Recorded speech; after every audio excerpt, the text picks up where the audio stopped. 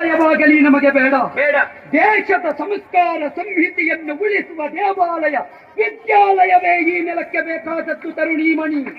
ಅಂತಹ ಪವಿತ್ರವಾದ ನೆಲದಲ್ಲಿ ನಾ ಹುಟ್ಟಿದವ, ಪವಿತ್ರವಾದ ಸಂಸ್ಕಾರವನ್ನು ಪಡೆದವ. ಈ ನೆಲಕ್ಕೆ ತಾಯಿ ಅಂತ ನಾವು ಕರೆಯುತ್ತೇವೆ. ತಾಯಿ ಅಂತ ಕರೆಯುವ ನೆಲ ಇದ್ರೆ ಅದು ಇದು ಬಿಟ್ರೆ ಇನ್ನೊಂದಿಲ್ಲ.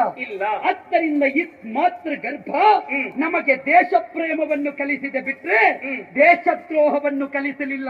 ಈ ತಾಯಿಯ ಸಿಂಧೂರವನ್ನು ಅಳಿಸಲಿಕ್ಕೆ ಬಂದ್ರೆ ಏನು ಮಾಡುದು ಮತ್ತೆ? ಆ ತಾಯಿಯ ಸಿಂಧೂರವನ್ನು ಒರೆಸುತ್ತೇನೆ ಅಂತ ಬಂದ್ರೆ ಈ ನೆಲದ ಒಬ್ಬಳು ಹೆಣ್ಣಿನ ಸಿಂಧೂರ ಒರೆಸಿದ್ರೆ ವೈರಿಗಳ ಸಾವಿರ ಮಡದಿಯರ ಸಿಂಧೂರ ಅಳಿಸುವುದಕ್ಕೆ ಬದ್ಧರಾಗಿ ನಿಂತವರು ನಾವೆಲ್ಲ.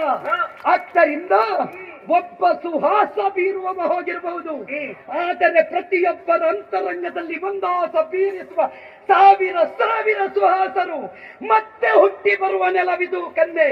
ಅಂತಹ ಪವಿತ್ರವಾದಂತಹ ನೆಲದಲ್ಲಿ ಜನ್ಮವೆತ್ತು ಬಂದವರು ನಾವು.